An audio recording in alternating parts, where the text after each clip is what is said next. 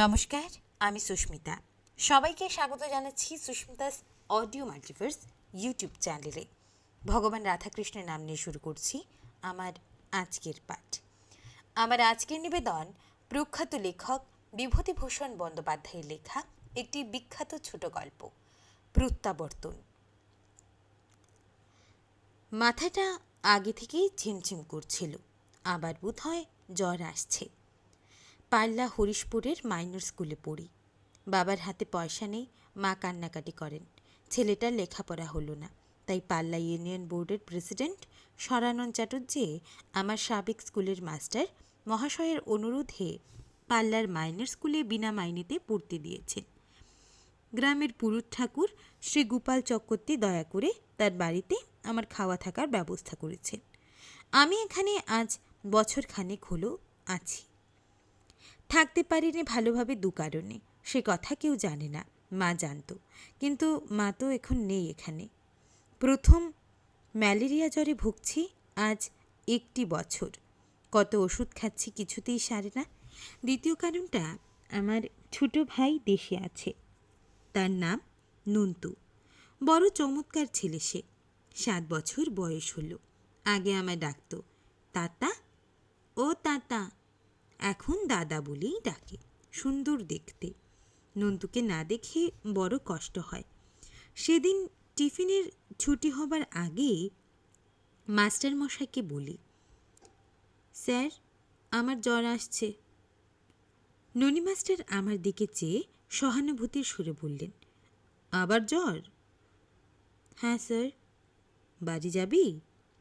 এখন হাঁটতে পারবো না স্যার। বেঞ্চিতে শুয়ে পড়, আয় দেখি, হাত দেখি।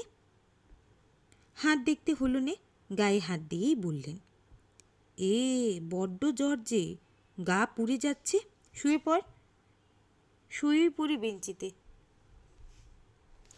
তারপর জ্বরে কখন অজ্ঞান হয়ে পড়েছি, যখন জ্ঞান হলো তখন আমতলার স্কুল বোর্ডিংয়ে আমাদের ক্লাসের গোপালের তক্তপোষে শুয়ে আছি।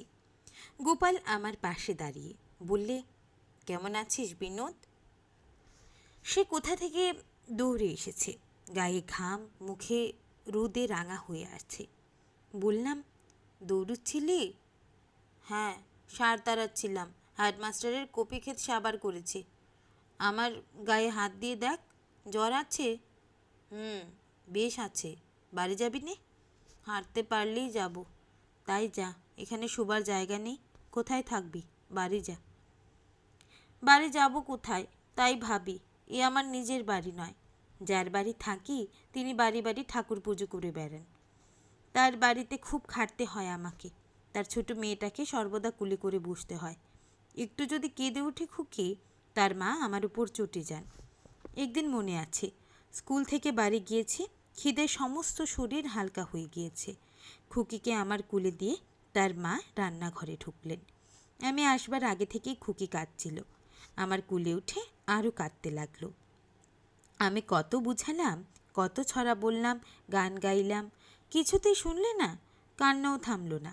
ওর মা এমন রেগে গেলেন আমার উপর, আমার কাছ থেকে খুকিকে নিয়ে নিজে কুলে করে বসলেন। আমায় কিছু খেতে দিলেন না। রাত্রেও আমাকে ভাত খেতে দিতেন না বোধ হয়। রাত্রে চক্রবর্তী মশাই খেতে বসে বললেন, বিনোদ খেয়েছে? তখন রাত কত হয়েছে, খিদে অবসন্ন হয়ে পড়েছি। স্কুল থেকে এসে পর্যন্ত একগাল মুড়িও খাইনি। তখন অন্যদিন এমন সময় কোনো খালি আমার খাওয়া হয়ে যায়। পুরুত মশাই নবীনদার চণ্ডীমণ্ডপে দাবা খেলার আসর থেকে রোজই বেশি করে রাত করে ফিরতেন। তারপর তিনি খেতে বসেন। খুকির মা বললেন, না। পুরুত মশাই বললেন, কেন, এত রাত্রেও খায়নি কেন? জ্বর হয়েছে বুঝি? না, জ্বর হবে কেন, বসে পড়ছিল, তাই ভাত দিইনি এখনো। যাও, ডেকে দাও, ছেলে মানুষ, খিদে পেয়েছে, আমার পাশেই বসুক। তুমি খেয়ে উঠে যাও, দেব এখন। না, ওকে ডাকো, জায়গা করে দাও ওই পাশে। পুরুত ঠাকুরের কথায় আমার জায়গা করে দিলেন খুকির মা। নয়তো আমি জানতাম রাত্রে তিনি আমাকে না খাইয়েই রেখে দিতেন। কাউকে কিছু বলা আমার স্বভাব নয়, চুপ করেই থাকতাম। সেই বাড়িতেই ফিরে যাওয়ার কথা বলছে গোপাল, সেখানে আমার মা নেই। মা থাকলে আমার দেখলে রাস্তা থেকে ছুটে আসতেন। এখানে খুকির মা আমার জ্বর দেখলেই মুখ ভার করে বলবে, ওই এলেন অসুখ নিয়ে, কে এখানে সেবা করে? আমার তো বড্ড উপকার হচ্ছে ওকে নিয়ে, কুটুটুকু ভেঙে দুখানা করার উপকরণ নেই, শুধু সেবা করো বার্লি রে সাবু রে, কিছুই করতে হয় না ওকে। আমি ওকে কখনো কষ্ট দিইনি। আমার রোজ জ্বর লেগেই থাকে, ওকে ডাকতে বা কিছু বলতে আমার লজ্জা হয়। উনিও আমার কাছে বড় একটা আসেন না, মিথ্যে বলবো না। সে বরং পুরুতমশাই যতই রাত্র করে ফিরুন না কেন, দাবা খেলে আমার অসুখ হয়েছে শুনলে আমার শিওরে এসে বসে আমার হাত দেখবেন, গায়ে হাত দিয়ে জ্বর দেখবেন, স্ত্রীকে ডেকে বলবেন, সাবু কি বার্লি করে দাও তো, নিজে কাছে বসে খাওয়াবেন। সকালে উঠে গোবিন্দ ডাক্তারকে গিয়ে জিজ্ঞেস করবেন ব্যস্ত হয়ে, অমনি ভাবে, ও ডাক্তারবাবু, বিনোদ যে অমন ভুগতে লাগলো, পরের ছেলে আমার বাড়ি আছে, অমন করে পড়ে থাকলে মন বেরো ব্যস্ত হয়, ওর অসুখের একটা বিহিত করুন। পুরুতমশাইকে দেখলে বাবার কথা মনে পড়ে। দুজনেই নিরীহ, কেউ ওদের মানে না, বরং ওরাই সবাইকে ভয় করে চলেন। বড় যদি হই, পুরুতমশাইয়ের দুঃখ আমি ঘুচাবো, ওর ছেলে নই, আমি ওর ছেলে হব না। ওদের বাড়ি আমি এখন যাব না, জ্বর আবার খুব বেশি, এবার হয়তো আরও বাড়বে। গোপালকে আমি বললাম, ভাই আমি মার কাছে যাব। মার কাছে যাবি? তোদের গায়ে সেখান থেকে 6 কোষ রাস্তা, নদী পার হতে হবে কেউটেপাড়ার খেয়াঘাটে, পারবি কেন এই জ্বর গায়ে? তা হোক, তুই কাউকে বলিস নে, আমার পকেটে সরকারি ডাক্তারখানার ওষুধ আছে, আমি যাব। এই রাত্রিটুকু যদি তোর এখানে একটু থাকতে দিতি। গোপাল রেগে গেল, বললে, দায় পড়েছে তোকে থাকতে দিতে? তোর যত বাজে আবদার, বাড়ি যাবি কি করে অসুখ গায়ে? বাড়ি যাবি বললেই হলো, বাড়ি যা। মনে বড় দুঃখ হলো, গরিব বলে সবাই হেনস্থা করে, গোপাল যে আমার এই অসুখ গায়ে তাড়িয়ে দিবে তার মানেও তাই। আমি বাইরে এসে দাঁড়ালাম, বেলা এখনো 1 ঘন্টা 2 আছে, শরীরটা একটু হালকা মনে হচ্ছে। এই 2 ঘন্টা হাঁটলে কেউটিপাড়ার খেয়াঘাট পর্যন্ত পৌঁছতে পারবো না? খুব পারবো। খেয়াঘাটের ইজারাদার যে ঘরে থাকে, বললে আমাকে একটু জায়গা দেবে না? ওদের মতো নিষ্ঠুর তারা নয়। আচ্ছা ভাই, চললাম বলেই রওনা হলাম বোর্ডিং থেকে। লুকিয়ে মাঠের রাস্তা ধরলাম। আমি জানি আমি বেশি দিন বাঁচব না, মাকে আমার দেখতেই হবে। কারো কাছে যাব না, মার কাছেই যাব। চৈত্র মাস, অথচ এমন শীত করে এখনো। বেলা খুব বেড়েছে। মেঠো পথের দুধারে ঘেটু ফুল ফুটেছে কত। বাগজোয়ানির ঠাকুরবাড়ি পার হয়ে ফলিয়া গ্রামের পথ পরে ছোট্ট খালের খেয়া। একখানা নৌকা আছে, মাঝি থাকে না, নিজেই নৌকা বেয়ে পার হয়ে ওপারে শিমুলতলায় বসি।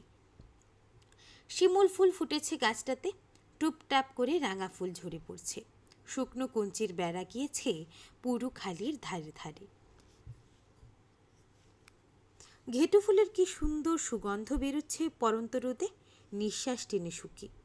কেবলই হাঁটছি, কিন্তু হাঁটতে পারিনি আর। কেবলই হাঁটছি, কিন্তু হাঁটতে পারিনি আর, পা ধরে এসেছে। ফলিয়া গ্রামের পেছনে মস্ত বাঁশবাগানে মরা শুকনো পাতা। বাঁশপাতার কেমন চমৎকার গন্ধটা। বাঁশবাগানের মধ্য দিয়ে পথটা, তারপর আবার মাঠ।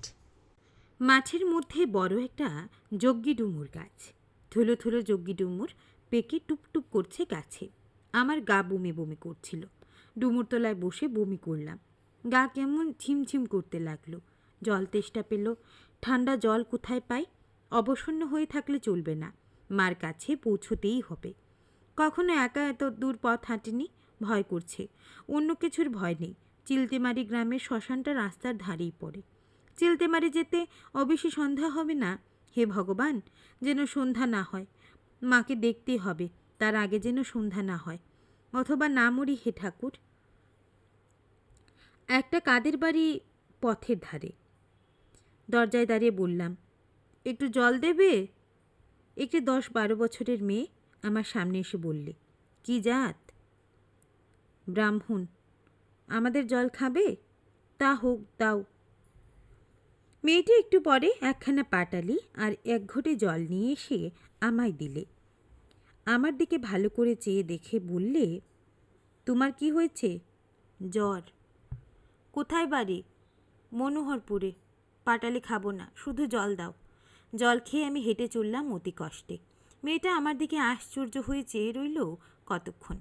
সে বোধহয় বুঝতে পেরেছিল আমার হাঁটতে কষ্ট হচ্ছে।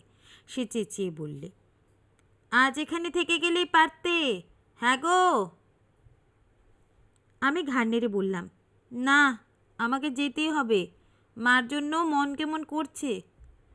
আবার মাঠ। কি সুন্দর মাঠ, শুধু আকন্দ ফুল আর ঘেটু ফুল ফুটে আছে। যদি শরীর ভালো থাকতো হয়তো মাঠে হাডুডু খেলতে পারতাম বন্ধুদের নিয়ে। সূর্য অস্ত যাচ্ছে। এখনও সামনে চিলতেমারি গ্রাম, তারপর কেউটেপাড়ার খেয়াঘাট, যমুনা নদীর পর। সন্ধে হলেই আমার ভয় করবে। চিলতেমারির শ্মশান, তার আগেই পেছনে ফেলতে হবে। কিন্তু আর যেন হাঁটতে পারছি না।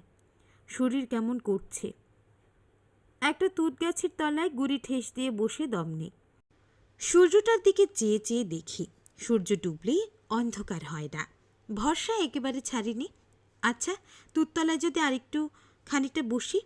না, তাহলে কেউটেপাড়ার খেয়াঘাটে পৌঁছতে পারবো না। আবার জ্বর আসবে নাকি? শীত করছে আবার।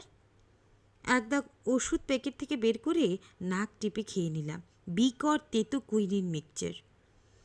মা সুপুরি কেটে দেবে বাড়িতে, তখন শুধু মুখে আর ওষুধ খেতে হবে না।